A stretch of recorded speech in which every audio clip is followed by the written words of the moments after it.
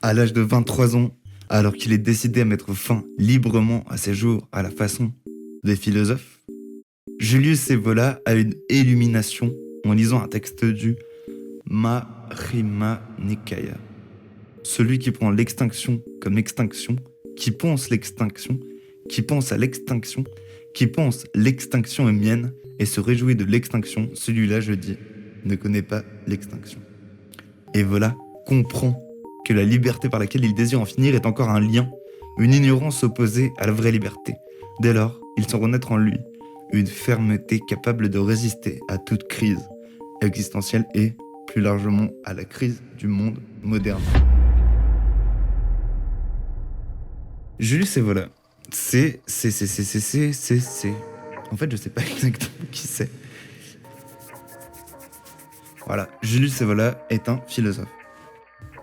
Donc en fait, ce que je viens de vous lire là, c'est la conclusion à laquelle il arrive au moment où il va mettre fin à ses jours. Et en fait, il lit ça dans ce livre et il se rend compte qu'en fait, moi, ce que j'en comprends, c'est que... Putain, mais oh! Et il se rend compte qu'en fait, le fait de vouloir mettre fin à ses jours et tout, il trouvera pas de... Ouais, voilà. Il trouvera pas d'extinction dans le suicide parce que c'est en fait, même si ça, voilà, même si on voit ça comme une liberté d'en finir à tout moment, la vraie liberté, je pense, c'est celle de pouvoir se battre à tout moment et se relever à tout moment, quoi.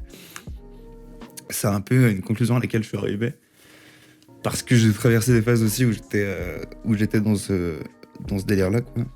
Enfin, tout semblait fini, il y avait aucun espoir et on se tourne facilement vers ça dans ces moments-là, quoi. Et en fait, ce qu'il a compris, et ce que moi je suis en train un peu de comprendre au fur et à mesure là, c'est que je suis dans je sais pas si c'est du stoïcisme, mais je suis dans un lâcher-prise total qui fait que je me dis, je peux mourir à tout moment, quoi. Par exemple, quand je suis en voiture ou des choses comme ça, enfin, j'ai vraiment développé, je crois, une acceptation de la mort. C'est-à-dire que même si la mort revient en plein milieu d'une tâche, en plein milieu d'une semaine, en plein milieu d'une journée, bah, j'essaye toujours d'être dans la position de celui qui a donné le maximum quand il le pouvait tout le temps. Et du coup, en fait, ça te déleste de tout regret, en fait. Parce que tu peux partir n'importe quand, ben, tu sais que tu auras fait tout ce que tu pouvais au maximum. Enfin, dans un certain temps, peut-être pas tout le long de ta vie, tu vois. Mais l'important, c'est que ce soit vrai sur les derniers segments, les plus proches de toi, quoi. Les dernières semaines, les dernières années, les derniers mois, les derniers jours, les dernières heures. Enfin, ça me déleste d'une peur de pas avoir tout connu.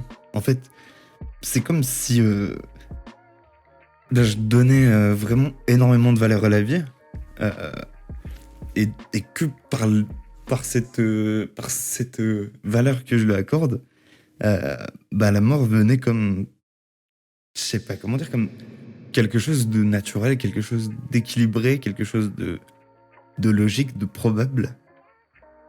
Après, je sais pas vraiment où j'en suis avec les croyances de l'après-vie, si on a une, si notre conscience continue de subsister, si en fait tout ça n'était qu'une intrication ultra complexe d'évolution, de substances chimiques, de réactions, de production de certaines hormones. Parce qu'en fait, par exemple, la schizophrénie, d'un point de vue scientifique, il me semble que c'est corrélé avec un très grand dérèglement au niveau des récepteurs de dopamine. Donc en soi, ça paraît pas si terrible, quoi. Et ce simple fait d'être complètement déréglé au niveau des récepteurs de dopamine, soit d'en assimiler trop, d'en assimiler pas assez, ou d'en produire trop ou pas assez, je sais plus exactement, bah en fait, ça peut provoquer des choses qui ont l'air tout à fait 100% tangibles et que toi seul, en tant qu'individu dans cette situation donnée, va percevoir comme des voix, des personnes, des énergies, des choses un peu ultra spirituelles avec une déréalisation de la réalité, comme si tout était un décor spécialement fait pour toi. Et du coup, si on met en parallèle la croyance, la spiritualité avec ces expériences psychotiques à fond, et qu'on convient que ces expériences psychotiques sont produites par des neurotransmetteurs et etc., des choses, des substances, des sécrétions, est-ce que du coup, cet aspect spirituel, que ce soit les sortir du corps, enfin, c'est très dur de déterminer la limite et la véracité des choses, quoi. J'en ai déjà fait des sortir du corps et c'est vrai que c'est surprenant. Et que c'est plutôt précis et réaliste. Donc, ouais, c'est la grande question métaphysique de l'existence aussi d'un monde invisible, d'énergie qu'on voit pas, de force, etc. Voilà, donc la grande question de Dieu, un Dieu, des dieux. Chaque époque avait ses croyances, quoi. Mais avec vraiment cette idée que le sort existe, que le destin existe, le mektoub, enfin, voilà, quoi. C'est voilà. Là, j'ai fait une grosse digression et je sais plus où j'en étais. Une fermeté capable de résister à toute crise. Enfin bref, ouais. Ce que j'en retire de cette expérience et de ce que je lis sur ce moment de la vie de Jules de Sévola, c'est que la vie prend tout son sens quand on lui accorde de la valeur, et quel que soit l'état dans lequel on est, même si on n'est pas bien, on est au fond du trou, l'idée c'est de... Même si le maximum c'est laver une assiette qu'on puisse faire ou boire un café, l'important c'est de faire le maximum tout le temps. Et ça donne un sentiment d'accomplissement de fou furieux. Et je pense que c'est la clé d'une